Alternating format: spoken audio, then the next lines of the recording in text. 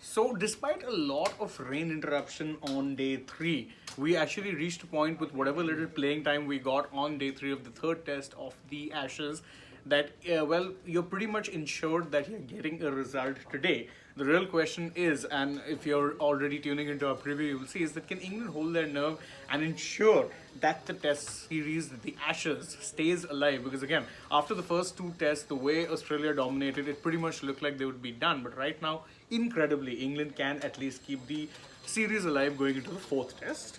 Yes, I think England have this in the bag. It's just all about, sticking their guns and kind of not playing baseball at the moment. It's just 200 odd runs to 251 is the target. Yeah, which is not a lot for you to get in a whole day. And I don't think there's any rain predicted today as well. There is actually a rain prediction for today. So, but I did check the weather forecast. There, it rained, overnight. But right now it is a bit overcast, but no rain. So there is a chance that rain will come into play today.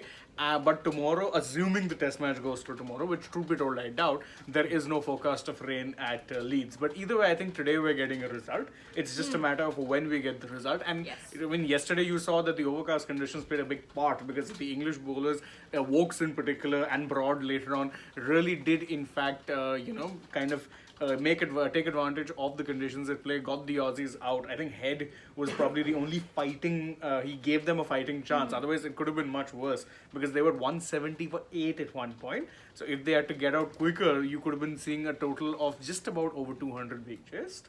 Yeah, but at this point, I think it's all about how England, bat today.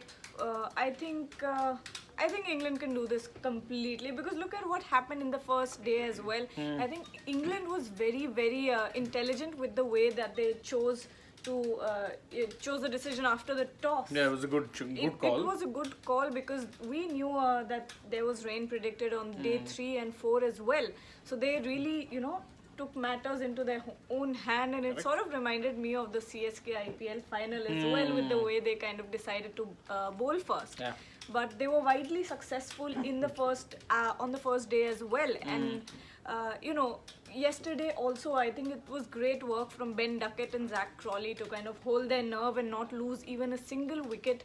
Yeah, even if it was the latter part of the day and it was the final session, but still it mattered. It matters when it does.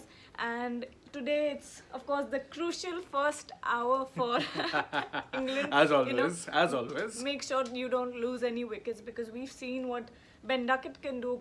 Zach Crawley in the last match as well played not a big role, but it was an important role nonetheless. So I think the openers, if they bat out through the first session, it will be good to go. Get some 80-90 runs in the first session, you're sorted. Yeah. Exactly, because again, with England, what has been the major problem with them throughout? They've thrown their wickets away and there have been collapses in bunches. So you're seeing more often than not that they'll end up losing 5 or 6 wickets for 40 odd runs, which is just never good. So they've already gotten off to a good start, and it was tricky because again, towards the latter parts of yesterday, because of the amount of cloud cover, even the Aussie bowlers were getting some movement. So Duckett and Crawley were actually pretty good in terms of seeing out some of the tougher balls that came their way. They ensured that as Gargi rightly pointed out, that they haven't lost a wicket, and they still have 10 wickets all to play for. Really 251. They've gotten, I think, 24. I think they were at the end of the day's play, which is again pretty good. You only need 230 odd runs, 10 wickets. At this point, this is very much England's game to lose. There's no two ways about it. And of course, if there's any team I trust to mess it up from here, it would be baseball era England. It's always England's spectacular ability of bundling out, because I don't know. Look at what happened in the past test matches as well. You'd see, England, the batting lineup crumble for nothing. I mean, there was no reason for that to happen in the past as well. But then again, let's hope Bairstow doesn't walk out of his crease. Steve Smith won't be batting. Yeah, Steve Smith won't be batting.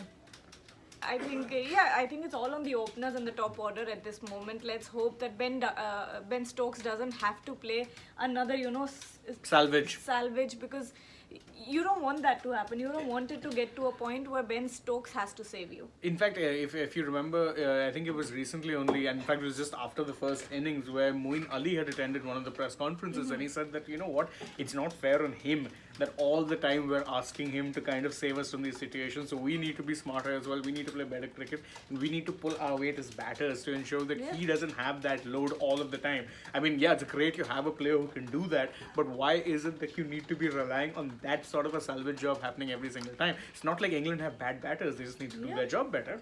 I mean, Chris Wokes also talked about this in one of the pressers, I believe, and he said that it is unfair at this moment to ask so much from Ben Stokes, and we don't want it to get to a situation where Ben Stokes has to come and save us, because, you know, that is the most unfavorable situation that England will be in if that happens today.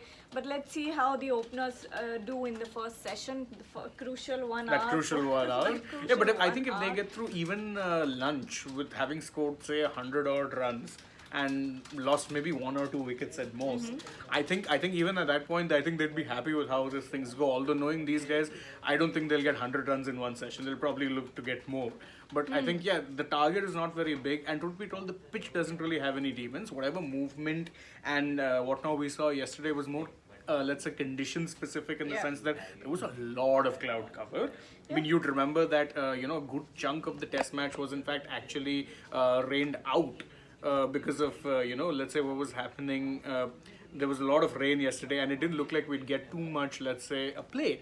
But, when we did get play, of course, a couple of hours, and thereafter it was just kind of unfortunate that, I think Australia also were not exactly as disciplined as they should have been. They would have known that, look, it's cloud cover, you have these English bowlers, you have the likes of Robinson, Broad, Wokes. Wood is less reliant on, say, the movement. I'm talking about the guys who'd be really happy with the cloud cover. These three, you're thinking, okay, more often than not, let's see them out now. They weren't very disciplined. Head, to his credit, actually, played a nice counter-attacking knock, got them these runs, and actually put them in a position where they at least have something to bowl at. Yeah, when you look at it at this point, I think since we're at day 4 and there's a little bit of overcast over there in Leeds, maybe Josh Hazelwood could have played an integral part here. Then I think they'd be very reliant on a Boland now to ensure that they can get that, the kind of movement or the kind of bowling that really would be just key for these kind of conditions. Of course, as we mentioned, the weather will be expected to play a part at some point because, it is not raining over there, but it is very, very cloudy. And so overcast. One of our family members, Manish Sahu, is also pointing out that he is in Leeds at the moment, in the crowd nonetheless, and he's saying that there's no rain yet. Yeah, but it's overcast. That's what he's been saying. So as he says, let's see, he's in the crowd for today's game. There's no rain. That's a good bit of news, really. Vaishnav, good afternoon to you too as well. And as Kushagra Singh points out, really is England's game to lose at this point. But again, I say this as someone who has a soft spot for the English team. If there's any team that can mess up a match from here, it would be baseball era England, because that is in fact, it's just been their thing recently. I mean, from winning situations, they've ended up throwing away matches because of their, let's say, cult-like approach to, being aggressive, taking the attack, this, that. Sometimes you don't need to be aggressive. Sometimes you just need to do the basics, right? Hopefully today will be one of those days. Yeah, but what do you expect out of the Australian bowlers today? What do you see? Do you think the pacers will come on, or will it be the spinners that could start? I think you could start with Moeen Ali. Sorry, my bad.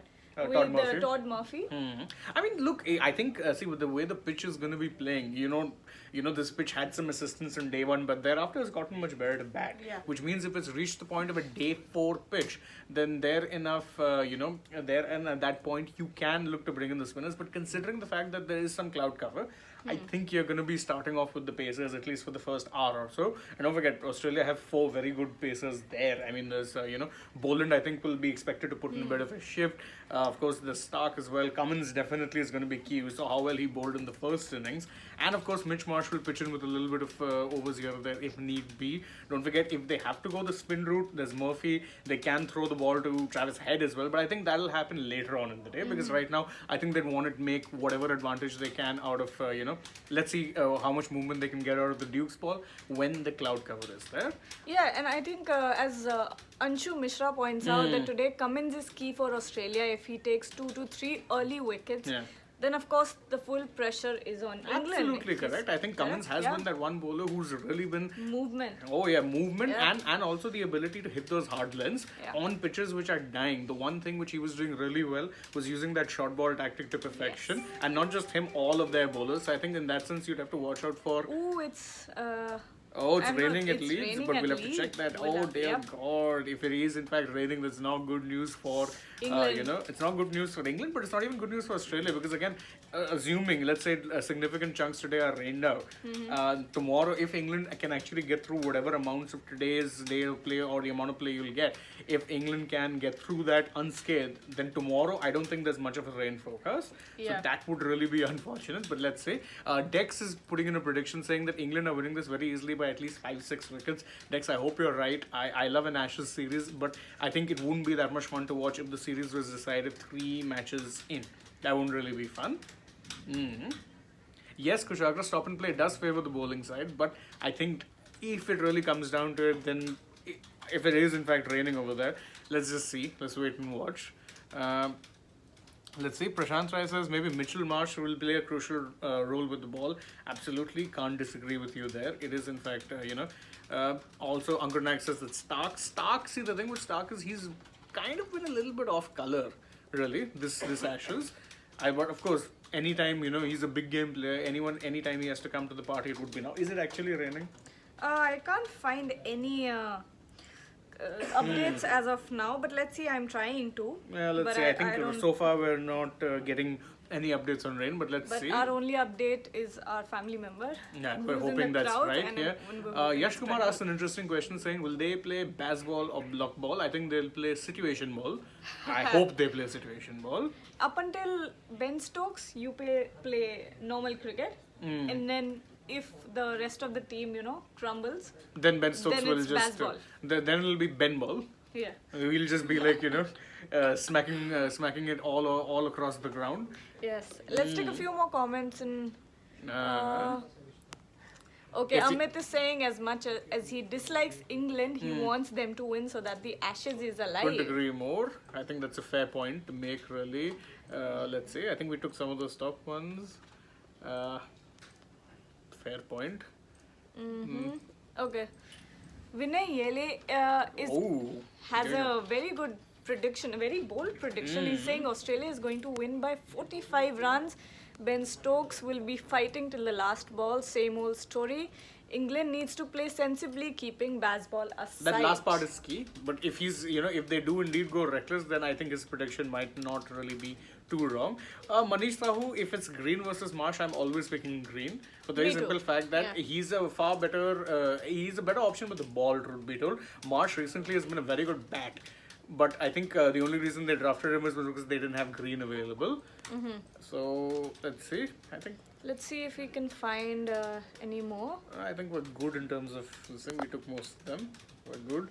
So, okay, if you have to take predictions, let's say and I think fair enough, we're saying it's going to be an England win. By what margin and by when do you see this test match ending?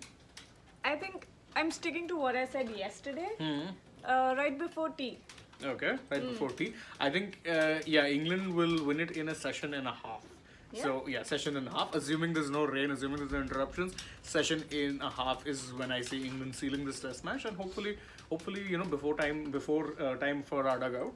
Yes. Could very well, be having that discussion later on. So, we'll take your leave for now, guys, but thank you so much for joining us. As always, don't forget, like, share, subscribe, tap the bell, leave us a comment, and don't forget to download this Pustak app. She forgot. But either which way, you can also not forget. Remember. You should remember. I have it downloaded already. So. Exactly. We all do. And also, don't forget, you can follow us across social media and stay tuned to Sports Today. Plenty more coming your way. But from right now, though, from Gargi and me, it's goodbye.